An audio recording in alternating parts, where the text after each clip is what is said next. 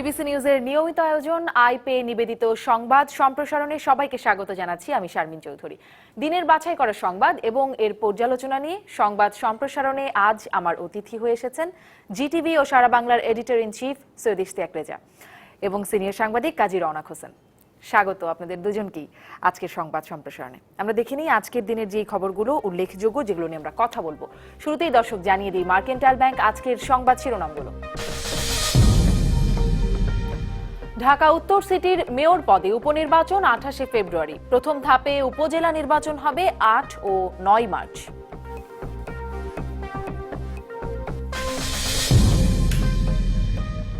প্রকল্প বাস্তবায়নের জন্য নজরদারি বাড়াতে হবে, নতুন সরকারের প্রথম একনেক বৈঠকে প্রধানমন্ত্রীর নির্দেশ।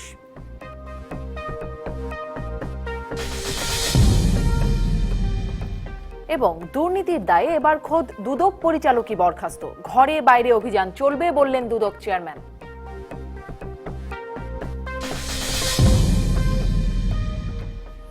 28 ফেব্রুয়ারি অনুষ্ঠিত হবে ঢাকা উত্তর সিটি কর্পোরেশন নির্বাচন। এদিন উত্তর ও দক্ষিণ সিটিতে যুক্ত হওয়া নতুন 36টি ওয়ার্ডেও নির্বাচন হবে। এছাড়া সৈয়দ আশরাফুল ইসলামের মৃত্যুতে শূন্য হওয়া কিশোরগঞ্জ 1 আসনেও উপনির্বাচন হবে 28 ফেব্রুয়ারি। পাশাপাশি এবার 5 ধাপে উপজেলা নির্বাচন করার সিদ্ধান্ত নিয়েছে নির্বাচন কমিশন। সন্ধ্যায় কমিশন সচিব হেলাল উদ্দিন আহমদ সংবাদ সম্মেলনে একথা জানান। প্রাক্তন জনপ্রশাসন মন্ত্রী এবং এমপি সৈয়দ আশরাফুল ইসলাম শপথ গ্রহণের পূর্বেই মৃত্যুবরণ করায় উক্ত আসনে আগামী 28 ফেব্রুয়ারি বৃহস্পতিবার নির্বাচন অনুষ্ঠানের সিদ্ধান্ত গৃহীত হয় এবং এটার মনোনয়নপত্র দাখিলের শেষ তারিখ হলো 31 জানুয়ারি বৃহস্পতিবার।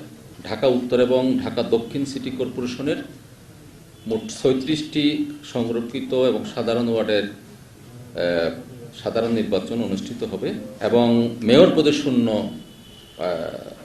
আসনে উপনির্বাচন। এটাও ভোট গ্রহণের তারিখ 28 ফেব্রুয়ারি বৃহস্পতিবার, তবে এখানে মনোনয়নপত্র দাখিলের শেষ তারিখ 30 জানুয়ারি। উন্নয়নের ধারা অব্যাহত রাখতে প্রকল্প বাস্তবায়নে নজরদারি বাড়ানোর নির্দেশ দিয়েছেন প্রধানমন্ত্রী শেখ হাসিনা। রাজধানীর শেরেবাংলা নগরে এনইসি সম্মেলন কক্ষে নতুন সরকারের প্রথম একনেক বৈঠকে এই নির্দেশ দেন প্রধানমন্ত্রী। বৈঠকে 1893 কোটি টাকার 8টি প্রকল্প অনুমোদন দেওয়া হয়েছে। টানা তৃতীয় মেয়াদে দায়িত্ব নেওয়ার পর জাতীয় অর্থনৈতিক পরিষদের নির্বাহী কমিটির প্রথম সভায় নির্বাচনে জয়লাভের শুভেচ্ছা জানান প্রধানমন্ত্রী। বলেন, জনগণের আস্থার প্রতিদান দেয়াই হবে সবার প্রথম দায়িত্ব। জনগণ যে আস্থা বিশ্বাস এবং জনগণ যে আমাদের উপরে যে দায়িত্বটা দিল, এটা তাদের সেই বিশ্বাসের মর্যাদা যেমন আমাদের দিতে হবে এবং তাদের জীবন মান যাতে উন্নত হয়, বিশেষ করে একবার তৃণমূল পর্যায়ে সাধারণ মানুষের ভাগ্য যাতে পরিবর্তন হয় সেদিকে লক্ষ্য রেখেই আমাদের কাজ করতে হবে। এবং আমি মনে করি যে আমাদের সকল পরিকল্পনা হবে একেবারে গ্রামের তৃণমূল মানুষের ভাগ্য পরিবর্তনের লক্ষ্য সামনে রেখে। সভায় যাত্রাবাড়ি ডেমরা মহাসড়ক 4 লেন করা, নেত্রকোনা জেলার চল্লিশা কুনিয়া মেদনী রাজুবাজার সংযোগ মহাসড়ক তৈরি, গোবিন্দগঞ্জ ছাতক দোয়ারা বাজার সড়কের 9টি পুরনো সেতুর জায়গায় নতুন সেতু, গোপালগঞ্জ বেসিক শিল্পনগরী সম্প্রসারণ, পিপিআর রোগ নির্মূল এবং খুরা রোগ নিয়ন্ত্রণ, অপ্রধান শস্য উৎপাদন ও বাজারজাতকরণ, 7টি টেক্সটাইল ভোকেশনাল ইনস্টিটিউট উন্নয়ন এবং নতুন 6টি স্থাপন। আর বাংলাদেশ লোক ও কারুশিল্প ফাউন্ডেশনের জাদুঘর ভবন সম্প্রসারণ এবং ভৌত অবকাঠামো তৈরির প্রকল্প অনুমোদন করা হয়। এগুলো বাস্তবায়ন করতে খরচ হবে 1893 কোটি টাকা, যার পুরোটাই নিজস্ব অর্থায়ন। সভায় উন্নয়ন প্রকল্প বাস্তবায়নে নজরদারি আরও বাড়ানোর কথা বলেন প্রধানমন্ত্রী। আমি চাই যে প্রকল্পগুলো আমরা গ্রহণ করেছি সেগুলি দ্রুত বাস্তবায়ন শুরু করা এবং সেটা যাতে যথাযথভাবে হয় সেটার উপর নজরদারিটাও বাড়াতে হবে, কারণ যত বেশি নজরদারি বাড়বে কাজের গতি এবং কাজের মান তত বেশি ভালো হবে। আমরা চাই যে আমাদের যে লক্ষ্যটা সেই লক্ষ্যটা যদি আমরা অর্জন করতে পারি, এখন আমরা উন্নয়নশীল দেশ এবং আমাদের প্রবৃদ্ধি আমরা 7.86 উন্নীত করতে পেরেছি, এটা আমাদের ধরে রাখতে হবে এবং সামনে আরো এগিয়ে যেতে হবে। সভায় জানানো হয়, চলতি অর্থ বছরের প্রথম 6 মাসে বার্ষিক উন্নয়ন কর্মসূচির 27.45% বাস্তবায়ন হয়েছে। টাকা খরচ হয়েছে 49,645 কোটি টাকা। Arifur Rahman, DBC news, Dhaka. দুর্নীতির দায়ে এবার বরখাস্ত হলেন খোদ দুর্নীতি দমন কমিশনের পরিচালক। চেয়ারম্যান দুদক চেয়ারম্যান ইকবাল মাহমুদ জানিয়েছেন, ঘরে বাইরে দুর্নীতির বিরুদ্ধে অভিযান আরও জোরদার করা হবে। এ যেন সর্ষের মধ্যেই ভূত। মঙ্গলবার দুর্নীতির দায়ে বরখাস্ত হলেন খোদ দুদকেরই পরিচালক ফজলুল হক। আসামির সঙ্গে গোপনে যোগাযোগ এবং অনুসন্ধানের তথ্য ফাঁস করায় নিজেদের কর্মকর্তাকে বরখাস্ত করল দুদক। এদিকে দুদকের অনুসন্ধানের জালে থাকা স্বাস্থ্য অধিদপ্তরের বরখাস্ত হওয়া হিসাবরক্ষক আফজাল হোসেন ও তার স্ত্রীর সম্পদ জব্দের নির্দেশনা পেয়েছে দুদক। এরই মধ্যে রাজধানীর উত্তরা, মিরপুর, খিলক্ষেত এবং ফরিদপুরে আফজাল দম্পতির শত কোটি টাকার সম্পদের তথ্য মিলেছে দুদকের অনুসন্ধানে। এদিকে একই দিন এ দম্পতির বিদেশযাত্রা নিষেধাজ্ঞা চেয়ে নোটিশ পাঠায় দুদক। কাউকে মাপ নাই। যেখানে সরকার বলছেন যে দুর্নীতির বিরুদ্ধে জিরো টলারেন্স, তার মানে কি? তার মানে হচ্ছে দুর্নীতিবাজদের পালানোর আর কোনো জায়গা নাই, পথ নাই। দুর্নীতির বিরুদ্ধে অভিযান আরও জোরদার হচ্ছে বলে জানালেন দুদক চেয়ারম্যান। দুর্নীতি করলে আমরা ছাড়ছি না কাউকে, যে আমরা বসে নাই, আমরা কাজ শুরু করেছি এবং আমরা মনে করি যে এবার কাজটা সাঁড়াশির আক্রমণের মতোই হবে। Aditya Arafat, DBC news, Dhaka. জানিয়ে দিলাম আজকের দিনের উল্লেখযোগ্য সংবাদগুলো। এই সংবাদগুলো নিয়েই মূলত আমরা কথা বলতে চাই আজকের সংবাদ সম্প্রসারণে। আমরা আলোচনা শুরু করতে চাই। আজকে নতুন সরকারের প্রথম একনেক বৈঠক ছিল এবং বৈঠকে প্রধানমন্ত্রী প্রকল্পের নজরদারি বাড়ানোর নির্দেশনা দিয়েছেন, প্রকল্প বাস্তবায়নের নজরদারি। এই বিষয়টি নিয়ে একটু কথা বলতে চাই, প্রধানমন্ত্রীর নির্দেশনা এবং পরিস্থিতি, সার্বিক পরিস্থিতি নিয়ে কথা বলতে চাই। এবং আমাদের সঙ্গে এই বিষয়টি নিয়ে কথা বলার জন্য টেলিফোনে সংযুক্ত হবেন কিছুক্ষণের মধ্যে স্থপতি মোবাশ্বের হোসেন, তাকে আমরা সংযুক্ত করে নেব। তবে আমি একটু স্টুডিও থেকে আপনাদের মতামত ইশতিয়াক যে আপনার কাছ থেকে শুরু করি যে প্রথম বৈঠকেই প্রধানমন্ত্রী প্রকল্প বাস্তবায়নে নজরদারি বাড়ানোর কথা বলেন। আসলে এই নজরদারি বাড়ানোর মাধ্যমে কি মানে এটির গুরুত্ব কতটা সেটি একরকম জানতে চাই, এবং সেই সাথে এই নজরদারি বাড়ানোর মাধ্যমে কি এই প্রকল্পের মেয়াদ বেড়ে যায়, যে আমাদের দেশে দফায় দফায় ব্যয় বৃদ্ধি হয় এবং সাথে সাথে পাল্লা দিয়ে ভোগান্তি বাড়ে, সেটার উপর একটা নিয়ন্ত্রণ আনা সম্ভব মনে করেন? না, যদি খুব ভালো নজরদারি হয় তাহলে তো নিঃসন্দেহে যে একটা প্রকল্প সঠিক সময়ে শুরু হলো কিনা এবং সঠিক সময় শেষ হচ্ছে কিনা, কিংবা প্রকল্পের প্রাক্কলন যেটি হয় যে আমি কত টাকার প্রকল্পটি গ্রহণ করছি এটি কি বাস্তবিক কিনা, তাহলে নিশ্চয়ই এটির একটা উন্নতি ঘটবে। এবং প্রধানমন্ত্রী আমরা খেয়াল করছি যে নির্বাচনের পরে থেকে যাদের সাথেই বৈঠক হচ্ছে তিনি এই নজরদারি শব্দটা ব্যবহার করছেন, অর্থাৎ দুর্নীতি বিরোধী একটা অবস্থান তিনি পরিষ্কার করছেন গত কিছুদিন ধরে। কিন্তু বাংলাদেশে উন্নয়ন প্রকল্পের ক্ষেত্রে একটা বড় জটিলতার জায়গা হলো যে আমরা রাজনৈতিক বিবেচনায় প্রচুর প্রকল্প হাতে নেই এবং এগুলোর একটা বড় অংশ থাকে হলো অননুমোদিত প্রকল্প, এবং এই প্রকল্পগুলো ঠিক বড় আকারে আলোচিত হয় না কোথায়। যেমন আমাদের বাজেটেরই একটা দুর্বলতার দিক হলো যে রেভিনিউ বাজেটটা সংসদে আলোচিত হয়, উন্নয়ন বাজেটটা সংসদে আলোচিত হয় না, বলে সংসদ সদস্যরাও জানেন না তাদের মাধ্যমে যে প্রকল্পটা পাশ করিয়ে নিয়েছে উন্নয়ন প্রকল্পটি সেটির ভেতরে কি আছে বা নেই, এবং জনমত যাচাইয়ের জন্য কিন্তু উন্নয়ন প্রকল্প পাশ হতেও তো কতগুলো ধাপ পার হয়ে আসতে হয়। একমাত্র একনেক বৈঠকটাই আসল এবং পরবর্তীতে শুধু এটা উপস্থাপন করা হয় সংসদে। তারপরে মন্ত্রিসভায় যায়, তারপরে যেই সংশ্লিষ্ট মন্ত্রিসভায় যায় না, মন্ত্রিসভায় যায় না, এগুলো বিভিন্ন মন্ত্রণালয় থেকে চাহিদা তৈরি হয়, সেইভাবে প্রকল্পের চাহিদা তৈরি হওয়ার পরে এটা চলে যায় পরিকল্পনা কমিশনে, সেখান থেকে যাচাই বাছাই হয়ে এনইসিতে চলে যায়। আমি কাজী রওনক হাসান আপনার কাছে আসবো, তবে আমি একটু মোবাশ্বের হাসান, উনি আমাদের সঙ্গে সংযুক্ত হয়েছেন, স্থপতি মোবাশ্বের হাসান, তিনি এই বিষয়টিতে মানে সবসময় সরব কথা বলেন। আমি একটু মোবাশ্বের হোসেন, স্থপতি মোবাশ্বের হোসেন আমাদের সঙ্গে টেলিফোনে যুক্ত আছেন সম্ভবত। জনাব মোবাশ্বের হোসেন, আপনি কি আমাকে শুনতে পাচ্ছেন? হ্যাঁ, শুনতে পাচ্ছি। আপনাকে স্বাগত জানাচ্ছি আমাদের আজকের সংবাদ সম্প্রসারণে। আপনার কাছ থেকেও আসলে প্রথমেই এটি জানতে চাই, মাননীয় প্রধানমন্ত্রী আজকে যেটি বললেন একনেক বৈঠকে, নজরদারি বাড়ানোর মাধ্যমে কি আসলে মানে প্রকল্পের যে ধরনের অনিয়ম আমরা দেখতে পাই, ব্যয় বৃদ্ধি, মেয়াদ বৃদ্ধি সহ ভোগান্তি, এই বিষয়গুলো কি নিয়ন্ত্রণে আনা সম্ভব? সম্ভব না।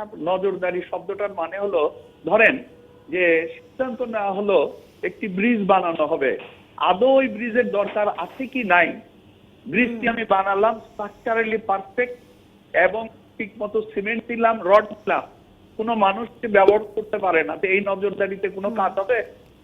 বলেন আমাকে। নজরদারি আগে যে জিনিস দরকার, জনগণের প্রয়োজন, কত লোকের জনগণের প্রয়োজন। আমি প্রায়ই একটি কথা প্রতিদিন বলে আসছি যে ঢাকা শহরে ইউনিক ফ্লাইওভার বানানো হয়েছে, but for how many percentage of people is using it? Only সরকার হিসাবে কোটি কোটি টাকা আন্তর্জাতিক মানের ফ্লাইওভার বানানোর বানানো হয়েছে ঢাকা শহরে শুধুমাত্র 8%। আরো যদি খারাপ করে বলি, মোবাশ্বেরের মতন 2-4 জনের গাড়ি আরামে কিছুক্ষণ চালানোর জন্য এই ফ্লাইওভার বানানো হচ্ছে। এখন আপনি বলবেন যে কেন ফ্লাইওভারে অসুবিধাটা কোন জায়গায়? দুটি অসুবিধা আছে। একটি 1 ইঞ্চি পানির লাইন, তার মাঝখানে একটুখানি কেটে যদি আপনি 10 ইঞ্চি পানির লাইন লাগিয়ে দেন, তাহলে কি আপনার পানির ফ্লো বাড়ার কোনো সম্ভাবনা আছে? নাই। এই ফ্লাইওভার হওয়ার কথা ছিল আগে রাস্তা, অর্থাৎ এই ফ্লাইওভার গুলি এসে কিন্তু সেই পুরানো চিকন রাস্তাতেই পড়েছে। অর্থাৎ 10 ইঞ্চির পানির পাইপ দিয়ে 1 ইঞ্চি পাইপে এসে পানি যখন পড়লো, আগে লাগতো 10 মিনিট স্টপ ওভার, এখন 41 মিনিট লাগে বাংলা মোটরে। ফ্লাইওভারে ঝড়ের বেগে এসে কয়েকশো গাড়ি দাঁড়িয়ে থাকে। আমি নিজে সর্বোচ্চ 41 মিনিট দাঁড়িয়েছিলাম। জনাব মোবাশ্বের হোসেন, তাহলে আসলে এরকম পরিকল্পনা নেওয়া হয় কেন, যেগুলো জনগণের প্রয়োজনে লাগে না বরং আরো অসুবিধার সৃষ্টি করে? শুনেন আমাকে একটু, যেহেতু নজরদারি শব্দটি এসছে, যারা এই কাজটি দেখেছেন তারা দেখেছেন কারেক্ট রড দেওয়া হয়েছে, কারেক্ট সিমেন্ট দেওয়া হয়েছে, কারেক্ট পানি দেওয়া হয়েছে। নজরদারিতে এই ফ্লাইওভারটি ঠিক, কিন্তু জনগণের 8% লোকের স্বার্থ উদ্ধার করার জন্য এটি করা হয়েছে। এবং নিচে যে 80% লোক চলাচল করতো যে রাস্তায়, সেই রাস্তাকে সংকুচিত করা হয়েছে। ফ্লাইওভারের উপরে কোনো বাস কিন্তু ওঠে না, অর্থাৎ বাসের রাস্তা যেখানে 80% লোক ব্যবহার করে, সেই জায়গা যাতায়াত ব্যবস্থা আপনি দুর্বিষহ করেছেন, ফুটপাত ধ্বংস করেছেন, ঠিক করেন নাই। অর্থাৎ নজরদারি না, প্রথম শব্দ হতে হবে সমন্বয় সম্পন্ন কার্যক্রমের সিদ্ধান্ত নিতে হবে। সমন্বয়হীনতা বাংলাদেশের সবচেয়ে বড় প্রবলেম। এবং সেখানে আরো একটি আপনার সাথে আমি কথা বলবো, যেটি আমাকে প্রচন্ড রকম কষ্ট দেয়, সেটি হচ্ছে যে আপনি একজন সেক্রেটারি সাহেবের সাথে আমরা বসে আলাপ আলোচনা শুরু করলাম এগ্রিকালচার নিয়ে, পরের সপ্তাহে যে দেখি উনি পুলিশ ডিপার্টমেন্টের বড় সাহেব হয়ে গেছে, অথবা স্পোর্টসের কর্তা ব্যক্তি হয়েছেন। আর যিনি স্পোর্টস নিয়ে কাজ করতেন, ওনাকে নিয়ে এসে বসানো হয়েছে এগ্রিকালচারে। তাহলে আমরা যে এক্সপার্ট যারা ছিল, তারা 2 মাস ধরে যে কাজ করলো, তারা কি করলো এবং কিভাবে সমাধান হলো? প্রধানমন্ত্রীর কাছে, যেহেতু বিরোধী দল নাই, প্রধানমন্ত্রীর কাছে আমার অনুরোধ থাকবে এই যে নজরদারির জন্য সমগ্র বাংলাদেশের জনগণকে বিরোধী কণ্ঠ হিসাবে ব্যবহার করা, যেটাকে আমরা বলে থাকি গণশুনানির মাধ্যমে, যেটা প্রধানমন্ত্রীর কাছে সরাসরি পৌঁছাতে পারে। কারণ আমার দৃঢ় বিশ্বাস, বহু তথ্য, বহু মূল্যবান তথ্য, তার পাশে যে কিছু লোক রয়েছে তারা সঠিক তথ্য আংশিক পৌঁছায়, যেটি একেবারে না পৌঁছানোর চেয়েও ডেঞ্জারাস। খুবই গুরুত্বপূর্ণ কথা জনাব মোবাশ্বের হোসেন, আপনার কাছ থেকে মানে যেহেতু আপনি বলছেন যে আসলে প্রকল্প প্রয়োজন আছে কিনা বা সমন্বয়হীনতার কথা বলছেন, আমি আরেকটু জানতে চাই যে নির্বাচনের আগে আগে বেশ অনেকগুলো প্রকল্প হাতে নেওয়া হয়েছে, অনুমোদন করা হয়েছে। আসলে সেই প্রকল্পগুলো অনেকেই বলছেন, সমালোচকরা বলছেন বা বিশ্লেষকরা অনেক সময় বলেছেন যে জনতুষ্টির জন্য করা হয়েছে এই প্রকল্পগুলোর অনুমোদন। সেগুলোর ভবিষ্যৎ কেমন দেখেন? মূলত অবকাঠামো, শিক্ষা প্রতিষ্ঠান, পয় নিষ্কাশন সহ বিভিন্ন প্রকল্পই আসলে হাতে নেওয়া হয়েছে, অনুমোদিত হয়েছে। 40-48 বছরের বাংলাদেশের সন্তানরা বিশ্ব মানে পৌঁছে গেছে। আমি যদি আপনাকে জাস্ট 3 দিন আগের কথা বলি, যে দেশের মানুষ আর্কিটেক্ট চিনত না, তারা সারা এশিয়াতে 3টি অ্যাওয়ার্ডের ভিতরে 3টি অ্যাওয়ার্ড গত পরশুদিন নিয়ে এসছে ভারত থেকে। এশিয়ান ডিজাইন কম্পিটিশনে 3টির ভিতরে 3টিই বাংলাদেশে এনেছে। এবং বিভিন্ন ক্ষেত্রে বাংলাদেশের এই 71 পরবর্তী জন্ম নেওয়া এই প্রজন্মের মুক্তিযোদ্ধারা বিশ্বমানের সন্তান। কিন্তু এই সন্তানগুলিকে আমরা কেন জানি ব্যবহার করতে পারছি না, সমন্বয় করে কাজ করতে পারছি না। আপনি পৃথিবীতে কোথাও দেখাতে পারবেন? মাননীয় প্রধানমন্ত্রীকেই আমি আপনার মাধ্যমে প্রশ্ন করি, একটি শহর আমাকে দেখান, একটি শহরে ফ্লাইওভার 4টি প্রতিষ্ঠান বানাচ্ছে এবং 4টি প্রতিষ্ঠানের মধ্যে সমন্বয় নাই, এবং গোপন করে বানাচ্ছে যাতে অন্য মন্ত্রণালয় তার এই ফ্লাইওভারটি কেড়ে নিয়ে না যায়। কারণ flyover is not the correct issue, the issue is the share of the money. এই জায়গাতে মাননীয় প্রধানমন্ত্রীকে এখন জনগণের ভিতর থেকে কিছু লোককে নিতে হবে।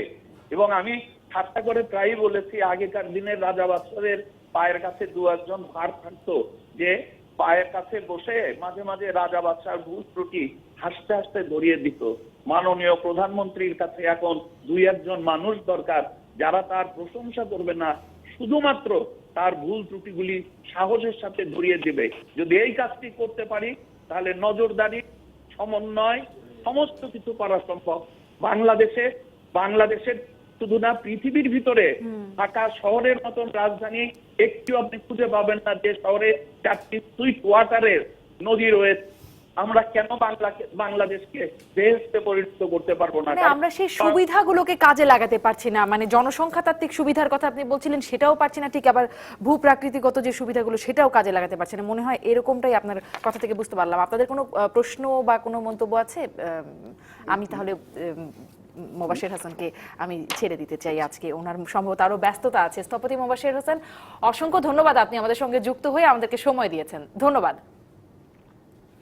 আসলে যেই বিষয়গুলো খুবই গুরুত্বপূর্ণ কিছু বিষয় জনাব মোবাশ্বের হোসেনের কথা থেকে আসলো। সবচেয়ে আগে যেটা উনি বলেছেন, এটা তো নজরদারিতে হবে পরে। প্রকল্প তৈরি করার সময় যে প্রকল্পটা আমার কেন প্রয়োজন, কেন ফিজিবিলিটি স্টাডি, এটার জন্য পরিকল্পনা কমিশন আইএমডি ডিপার্টমেন্ট আছে, প্রকল্প পরিবীক্ষণ মূল্যায়ন বিভাগ আছে। কোন চাহিদার ভিত্তিতে, কোন মূল্যায়নের ভিত্তিতে একটা প্রকল্প নেওয়া হয়, পরবর্তীতে কিভাবে সেটি বাস্তবায়িত হয়, এটা একটা বেশ দীর্ঘ প্রসেস। এবং এখানে কারা সুবিধাভোগী, কারা এর দ্বারা প্রকল্প দ্বারা কিন্তু ক্ষতিগ্রস্ত হয় অনেকে। সুতরাং আমি ক্ষতির পরিমাণ কত আর উপকারের পরিমাণ কত, আমি কি জায়গাটা ন্যায্যতা করতে পারছি কিনা, এই কিন্তু একটা বড় চাহিদার জায়গা। এবং একটা দুঃখজনকভাবে আমি যে কথাটা বললাম, আমি আশা করেছিলাম যে মোবাশ্বের ভাই আলোচনাটা করবেন, যে উন্নয়ন প্রকল্প হলো আমার প্রাধিকার, আমার জনগণ হিসেবে আমার অধিকার, এটা আমার জানা, কারণ উন্নয়নটা আমার জন্য হচ্ছে। এবং আমার প্রতিনিধিরা সংসদে বসে থাকেন, তারা এটা নিয়ে আলোচনাই করতে পারেন না। তাহলে আমার জন্য কে আলোচনাটা করে? তাহলে আমলাতন্ত্র? তার উপরে নির্ভর করে উন্নয়ন প্রকল্প হতে পারে? এই পদ্ধতিটাই তো পরিবর্তন প্রয়োজন। নজরদারিত্ব প্রধানমন্ত্রী যেটি বলেছেন গুরুত্বপূর্ণ, কিন্তু আমার কথা মনে হচ্ছে সামগ্রিক একটা সংস্কার প্রয়োজন। মানে আরো গোড়া থেকে আসলে বিষয়টিতে নজর দেওয়া দরকার। কাজী রওনাক হোসেন, আপনার কাছ থেকেও আসলে এই বিষয়টি তো আপনি নিশ্চয়ই বলবেন। এবং আমরা কিন্তু দেখেছিলাম, আমি যেটি আরো একটা বিষয় যেটি আছে, একটি তো বলছেন যে যেটি আপনি বলছেন ফিজিবিলিটি টেস্ট করে তারপরে আসলে প্রকল্প হাতে নেওয়া, এবং প্রকল্প হাতে নেওয়ার পরেও যে শুরুতে আমি যেটি বলছিলাম যে মেয়াদ বৃদ্ধি পাচ্ছে, সময় বাড়ানো হচ্ছে, ব্যয় বৃদ্ধি পাচ্ছে সাথে সাথে, খুব স্বাভাবিকভাবেই আসলে বিশ্বব্যাংক বলছে এটির প্রধান কারণ দুর্নীতি। আপনার কি মনে হয়? আমি বিশ্বব্যাংকের সাথে একমত। প্রধান কারণ দুর্নীতি। তার কারণ হলো সারা পৃথিবীতে কোনো প্রজেক্ট যখন কেউ করে, অ্যালোটেড যে মানি থাকে, অ্যালোটেড যে টাইম থাকে, তার ভেতরেই তাকে সেটা শেষ করতে হয়। শেষ না করতে পারলে যে কন্ট্রাক্টর অথবা যেই কাজটা পেল তার ক্ষতিপূরণ দিতে হয়, এবং যে সুপারভাইজার তাকে ক্ষতিপূরণ দিতে হয়। আমাদেরই একমাত্র দেশ যেই দেশে যত লিঙ্গার হবে, যত দেরি করে ঘুরানো যাবে, তত প্রজেক্টের কস্ট বেড়ে যাবে এবং যারা কন্ট্রাক্টর তারা লাভবান হবে। এবং তারা জবাবদিহিও করতে হবে না। না, জবাবদিহি তো করতে হবে না, কারণ এখানে যেহেতু টাকার শেয়ারের ব্যাপার আছে। তো যেই কারণে যেটা হয় যে যেই কাজটা 1 বছরে করা সম্ভব সেটা 5 বছরে হয়, জিনিসটা ভালো হয় না। স্থপতি মোবাশ্বের একটা কথা বললেন যে একটি ফ্লাইওভার 4টা কোম্পানি করছে, 4টা কোম্পানির সাথে কারো কোনো কোঅর্ডিনেশন নাই। তো এটা যদি হয় তাহলে এটা খরচ হচ্ছে কিন্তু উপকারে আসবে না। ঠিক যে জিনিসটা বাংলা মোটরের কথা উনি বললেন, শাঁ করে আমি উঠে চলে গেলাম যে বাংলা মোটরের মুখে 41 মিনিট বসে থাকলাম। পৃথিবীর কোথাও আপনি কোনো ফ্লাইওভারে পাবেন না যে ফ্লাইওভারের উপরে এইভাবে গাড়ি লাইন ধরে দাঁড়িয়ে থাকে। ফ্লাইওভারের সিগন্যাল, হ্যাঁ, ও ফ্লাইওভারের সিগন্যাল, এটা তো একটা অদ্ভুত ব্যাপার। মগবাজার খিলগাঁও মালিবাগ যেই ফ্লাইওভারটা, এটাতে সিগন্যাল আছে এবং এভরিডে এখানে অ্যাক্সিডেন্ট হয়, কারণ পুরো জিনিসটাই ত্রুটিপূর্ণ ছিল।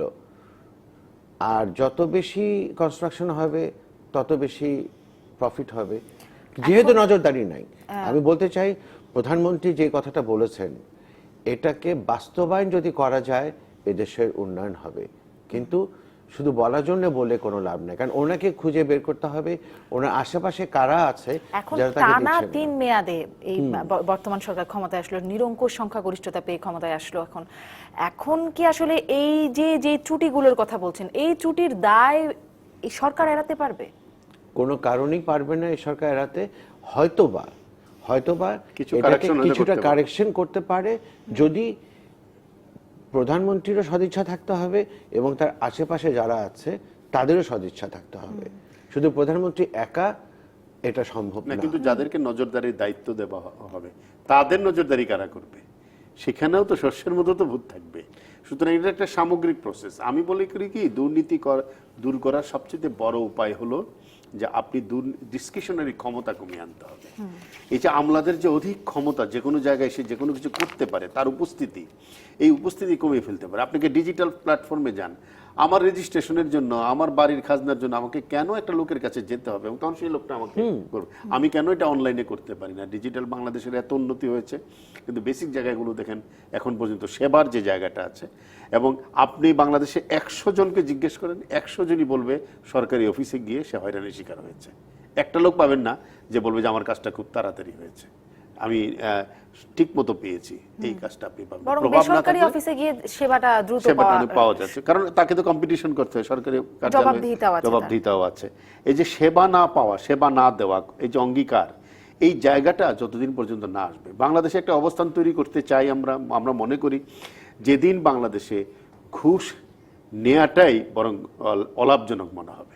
তো প্রধানমন্ত্রী তো সকলের বেতন বাড়িয়েছেন, দ্বিগুণের 3 গুণ করেছেন, অনেক ধরনের সুবিধা দিয়েছেন, কিন্তু তারপরেও ঘুষ কমছে না। এর কারণটা হলো যে আমি সংস্কারের পথে হাঁটছি। আজকে কিন্তু আরেকটি খবর আমাদেরই যেটি আমরা দেখলাম, দুর্নীতির দায়ে খোদ দুদক আমি পরিচালকই এটাই বরখাস্ত বলতে হলেন। চাচ্ছিলাম যে মানে সর্ষেতেই ভূত, হ্যাঁ, সর্ষেতেই ভূত আছে।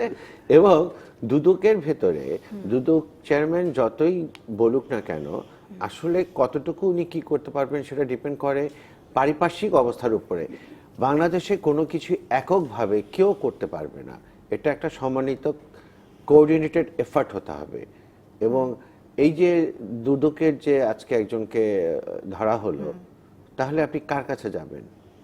তবু তো ভালো যে ধরেছে, তার মানে সর্ষের ভিতরে ভূতগুলোকে চিহ্নিত করার প্রক্রিয়াটা শুরু তবু হয়েছে। তো ভালো যে ধরেছে, হ্যাঁ, এটা অ্যাপ্রিশিয়েট করতে হবে। দুদকের এখনকার যিনি চেয়ারম্যান আছেন তিনি অত্যন্ত সজ্জন মানুষ, তার সুনাম আছে এবং তার একটা হয়তো প্রচেষ্টাও আছে, কিন্তু সামগ্রিকভাবে দুর্নীতির স্কোপটা কমিয়ে ফেলতে হবে, দুর্নীতি যাতে করতে না পারে সেই সুযোগটা কমিয়ে ফেলতে হবে। আমরা একটা বিরতি নিয়ে আসি, এই বিষয়টা নিয়ে আরেকটু কথা বলতে চাই আরো যে প্রসঙ্গগুলো আমাদের উল্লেখযোগ্য খবরের তালিকায় বলেছি সেগুলো নিয়েও একটা বিরতি নিয়ে ফিরি। দর্শক থাকুন সাথেই। সংবাদ সম্প্রসারণে আমরা যে প্রসঙ্গটিতে ছিলাম, প্রধানমন্ত্রীর বক্তব্যের প্রেক্ষিতে আমরা কথা বলছিলাম যে প্রকল্প বাস্তবায়নের জন্য নজরদারি বাড়াতে হবে।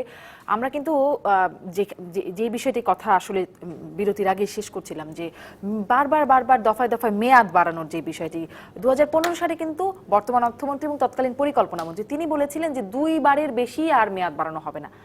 রাখা তো গেল না, কেন কাজী রওনাক হাসান, কি মনে হয়? 2 বারের বেশি যেটা বলেছেন, আমার তো এখানেও আপত্তি।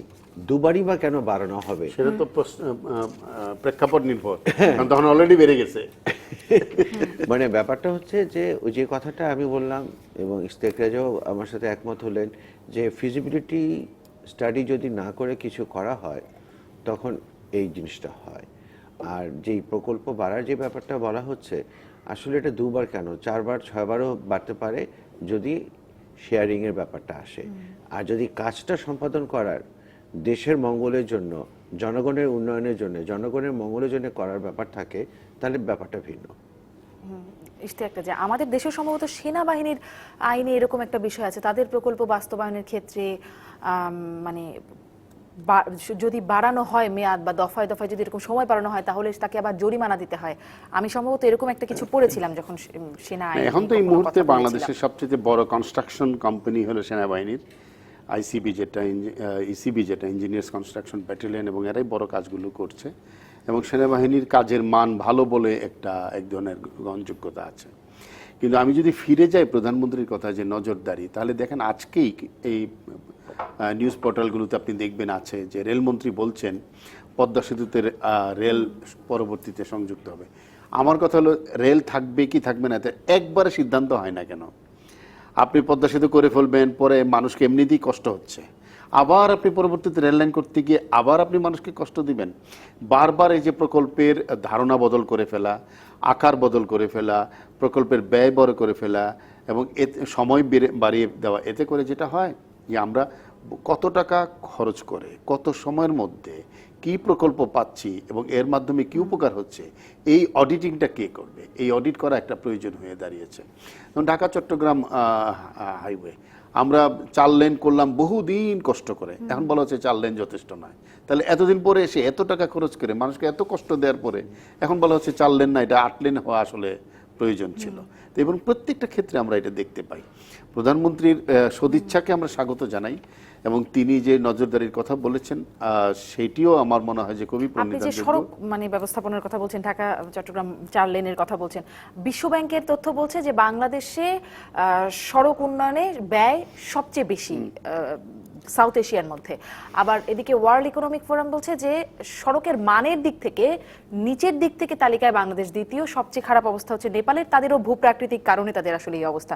কিন্তু আসলে তাহলে এই অবস্থা কেন?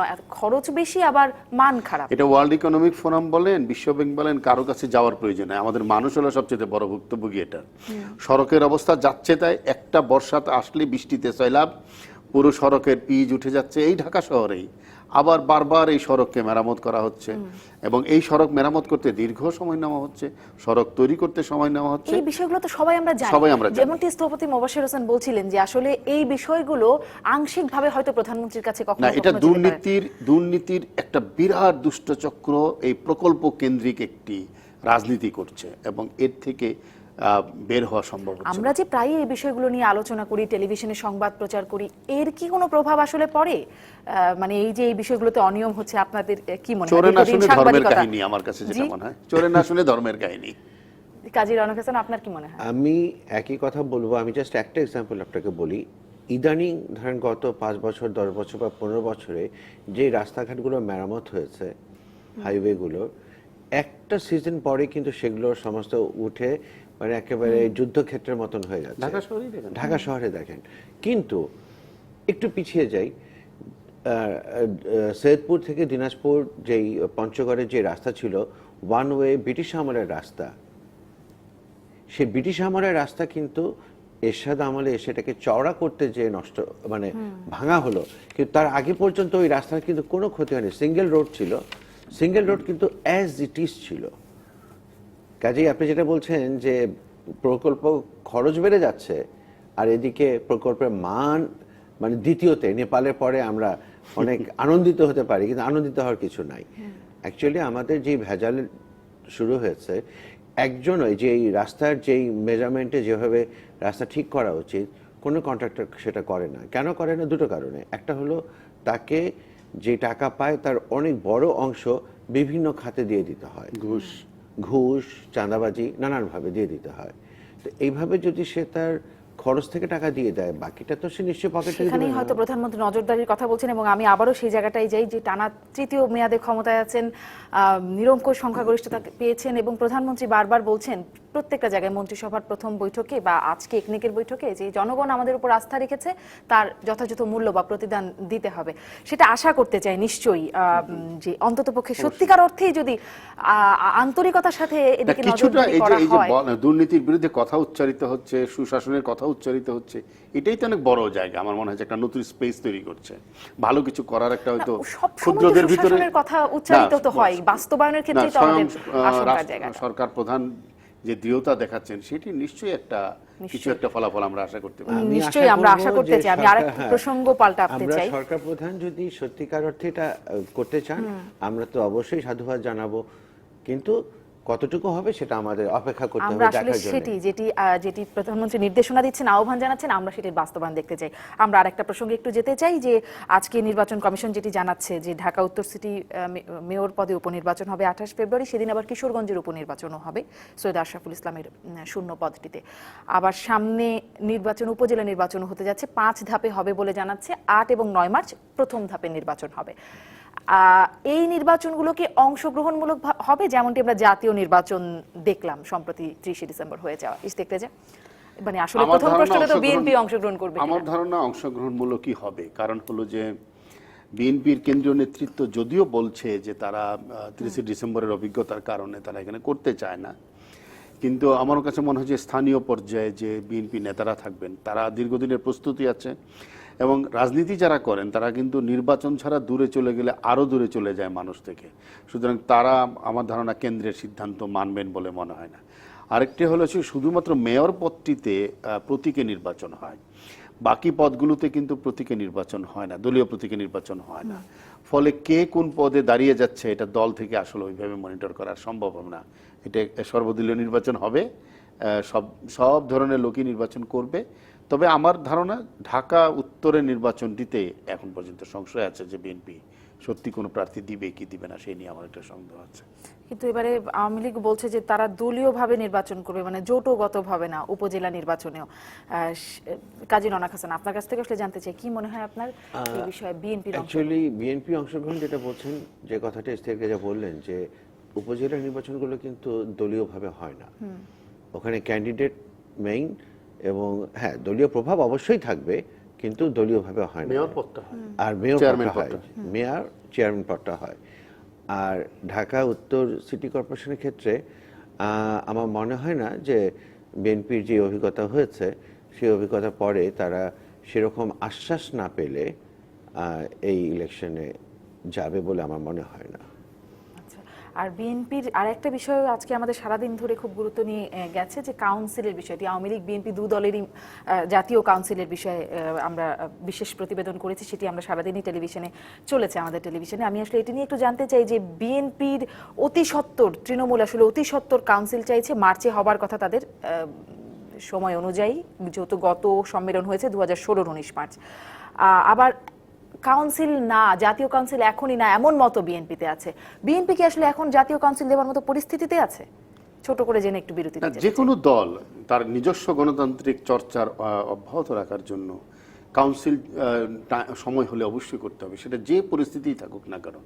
কাউন্সিল হলো একমাত্র জায়গা যেখানে দলের কর্মীরা নির্ভয়ে কথা বলার একটা জায়গা পায়, তাদের ক্ষোভের কথা বলতে পারে, তাদের আশার কথা বলতে পারে। আমরা দেখলাম এই বিশেষ করে বিএনপির মধ্যে নিয়মিত কাউন্সিল না করার একটা সংস্কৃতি আছে। 25 বছরে 3 বার কাউন্সিল। হ্যাঁ, এতে করে হচ্ছে কি এই দলটার কোনো সাংগঠনিক ভিত্তি দাঁড়ায় না, এতে করে দলটার মধ্যে কোনো কাঠামো তৈরি হয় না এবং দলের ভিতরে গণতান্ত্রিক চর্চা সাংঘাতিকভাবে ব্যাহত হয়।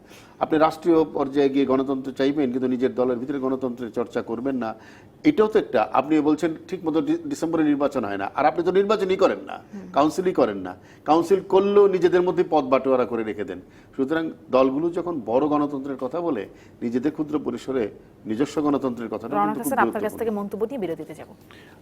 আমিও মনে করি যে যে কোনো দল, এটা বিএনপি বা আওয়ামী লীগ বলে না, যে কোনো দলেরই নিজেদের স্বার্থেই এই কাউন্সিল নিয়মিত হওয়া উচিত। এবং কাউন্সিলের সবচেয়ে বড় সুবিধাটা হচ্ছে গ্রাসরুট লেভেল থেকে ফিডব্যাক পাওয়া যায় এবং যে ফিডব্যাকটা সত্যিকার নেতৃত্ব যদি থাকে, মানে শুধু আসন ভাগাভাগি বা পকেট ভাগাভাগি করার না, সত্যিকার যদি নেতৃত্ব থাকে তাহলে পরে তারা ওই ফিডব্যাক থেকে নিজেদেরকে সংশোধন করে চেষ্টা করবে দলটাকে কি করে গোছানো যায়। আমাদের একটা বিরতিতে যেতে হবে। আওয়ামী লীগের কাউন্সিল অবশ্য মোটামুটি নিয়মিত হয় এবং তারাও অবশ্য অগ্রিম কাউন্সিল দাবি করছে, যদিও সাধারণ সম্পাদক সেটিকে আপাতত উড়িয়ে দিচ্ছেন। আমরা একটা বিরতি নিয়ে আসি, বিরতির পরে অনলাইনের খবরেও আমরা নিশ্চয়ই এরকম আরো অনেকগুলো খবরই পাবো আলোচনার মতো। থাকুন আমাদের সাথে। ফিরলাম সংবাদ সম্প্রসারণে, দেখে নিয়ে অনলাইনে সবশেষ কি কি খবর আমরা দেখতে পাচ্ছি। শুরুতেই BDNews24.com, আনিসুলের পদ আর আশরাফের আসনে 28 ফেব্রুয়ারি ভোট। কথা বলেছি বিষয়টি নিয়ে। বিআরটিসির কার কত ইনকাম ভালোই জানি, এটি ওবায়দুল কাদেরের বক্তব্য। তিনি আজকে বিআরটিসি কর্মকর্তাদের অনিয়ম দুর্নীতি নিয়ে ক্ষোভ প্রকাশ করেছেন এবং তার প্রেক্ষিতে এই কথাটা বলেছেন এবং দীর্ঘদিন ধরে অনিয়ম দুর্নীতির বিষয়ে বলছেন। আসলে ভালোই যদি জানেন তাহলে ব্যবস্থা কেন নাই? 10 বছর ধরে তিনি আসলে কি করলেন? উনি তো জানেনই, এই মন্ত্রী তো ছিলেন, এবং ওনার আন্ডারে ছিলেন এই বিআরটিসি।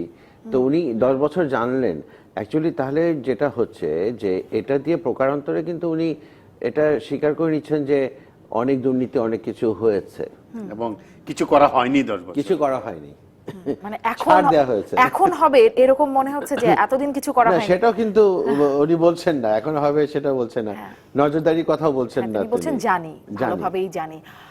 আমরা পরের পত্রিকায় চলে যাই। আর কি খবর আছে? মির্জা ফখরুলের মুখে নোংরা ভাষায় কথা শুনিনি কাদের। আমরা সবসময় আসলে একজন আরেকজনের বিরুদ্ধে অভিযোগ অপবাদের বিষয়টি দেখি। আজকে খুব ভালো কথা, মির্জা ফখরুলের মুখে নোংরা ভাষার কথা শুনিনি, তাকে সজ্জন মানুষ বলছেন ওবায়দুল কাদের। মির্জা ফখরুলকে আমরা দেখতে পাচ্ছি, তিনি কি বলছেন তার কথাটাও একটু দেখে আসি। সমকালে আওয়ামী লীগ মানুষের আশা আকাঙ্ক্ষা চূর্ণ করে দিয়েছে বলছেন ফখরুল। এরকম কথা অবশ্য স্বাভাবিক, সবসময় এরকমটাই আমরা দেখতে পাই। পরের পত্রিকায় চলে যাই। আর কি খবর আছে সমকালের পর? Dhaka Tribune, Indian government says it's not party to Rohingya movement. মানে এটা বলতে কেন হচ্ছে? রোহিঙ্গা মুভমেন্টে, রোহিঙ্গা আন্দোলনে তারা, আমি বলবো কি, রোহিঙ্গা ইস্যুতে ধরেন মিয়ানমার আমাদের শত্রু রাষ্ট্র, আমরা সাম্প্রতিককালে দেখেছি বন্ধু রাষ্ট্র হিসেবে ভারত আমার কাছে মনে হচ্ছে বন্ধু আর শত্রু উভয়েরই সেরা উপহার হলো রোহিঙ্গা। এখন আমার কাছে যেটা মনে হচ্ছে, এখন ভারতও তাদের থেকে রোহিঙ্গাদেরকে ঠেলে আমাদের দিকে পাঠাচ্ছে, সেটিকে আবার অস্বীকার করছে। একটি অনভিপ্রেত আচরণ আমি বলবো ভারতের দিক থেকে। গত 10 বছরে শেখ হাসিনা ভারতের অভ্যন্তরীণ নিরাপত্তার প্রশ্নে সীমান্তে যে ধরনের ব্যবস্থা নিয়েছে তাতে ভারতের কৃতজ্ঞ থাকা উচিত। এবং আমি বলবো বাংলাদেশের সরকার প্রধান সবচেয়ে বেশি ঝুঁকি নিয়েছেন, সবচেয়ে বেশি ত্যাগ স্বীকার করেছেন। সেই জায়গায় আজকে এরকম একটা পরিস্থিতি তৈরি করা, এটা দুঃখজনক। ভারতের কাছে এটা প্রত্যাশা, মানে এক ধরনের দায়িত্ব বা যেই ভূমিকা থাকার কথা সেটা অস্বীকার করবার জন্যই কি এই বক্তব্য যে আসলে ইন্ডিয়া পার্টি না? হচ্ছে যে ওই যে ঠাকুর ঘরে কেড়ে আমি কলা খাই না, মানে ওনারা যেভাবে বলছেন আসলে তার সাথে বাস্তবে মিল নেই। এবং যেভাবে আমাদের সরকার এটাকে হ্যান্ডেল করতে চাচ্ছেন, চেষ্টা করছেন, এবং বাংলাদেশের মতন একটা দেশের এত বড় চাপ, 13 লক্ষ রোহিঙ্গার চাপ সহন করা, মানে সহ্য করা, এটা খুবই কঠিন একটা ব্যাপার। ইন্ডিয়া যেভাবে করে জোর করে পাঠাচ্ছে, 7 জনকে পাঠিয়েছে, তার আগে মানে গত বছর অক্টোবরে 7 জনকে, এবার কিছুদিন আগে 5 জনকে পাঠিয়েছে। এই ভয়ে ইন্ডিয়া থেকে এখন আবার বাংলাদেশে চলে আসছে। আল জাজিরার প্রতিবেদন বলছে এবছরের শুরুতে 1300 রোহিঙ্গা বাংলাদেশে প্রবেশ করেছে, যদিও ভারত এটিকে অস্বীকার করছে বলে আমরা দেখছি। আর একটু খবর, একটা ডেইলি স্টারে একটা খবরে চলে যাচ্ছি। মিউজিশিয়ান আহমেদ ইমতিয়াজ বুলবুল পাসেস অ্যাওয়ে, একটু মন্তব্য নিয়ে শেষ করতে চাই। আসলে এটা আমাদের সঙ্গীত অঙ্গনের একটা বিরাট ক্ষতি হয়ে গেল। আহমেদ ইমতিয়াজ বুলবুল একজন অত্যন্ত মৌলিক গীতিকার এবং সুরকার। আমি মৌলিক বলছি এই কারণে যে তার লেখা, তার যে গীতি, যেই গানগুলো আছে, প্রত্যেকটা গানের কথা আপনি চিন্তা করেন, সব কটা জানালা খুলে দে না, সুন্দর সুবর্ণ, আমার দেহ খেয়ে গো মাটি, সারা দেহ খেয়ে গো মাটি, এই যে গানগুলো সে লিখেছে। একটা জিনিস আমি জানি না, আমার সাথে তার মাস 6 আগে শেষ কথা হয়েছে। কেন জানি আমার মনে হয়েছে যে সে কোনো একটা অভিমানে বা কোনো কারণে নিজেকে গুটিয়ে রেখেছে। যদিও আপনারা জানেন যে তার উপর কিন্তু অনেক মানে হুমকি আছে, তার মৃত্যু পরোয়ানাও আছে তার উপরে, জঙ্গিরা তার উপরে মৃত্যু পরোয়ানা জারি করেছে। কিন্তু আমরা যেই লোকটিকে হারালাম, উনি সবকটা জানালা খুলে উড়ে চলে গেলেন না ফেরার দেশে। আসলে আমাকে এখন শেষ করতে হবে। আমি আর ইশতিয়াকরে যে এই বিষয়ে আর শুনতেও পারলাম না। আমরা আসলে শোকাহত আহমেদ ইমতিয়াজ বুলবুলের এই প্রয়াণে। আজকের মতো শেষ করছি। দর্শক ভালো থাকবেন সবাই। বিদায় নিচ্ছি সংবাদ সম্প্রসারণ থেকে।